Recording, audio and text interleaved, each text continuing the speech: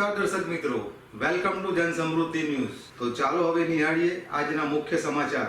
મધ્ય zone estate વિભાગમાં ગેરકાયદેસર બાંધકામોનો રાફડો, છતાં તંત્ર ફક્ત નોટિસો આપવામાં માહિર।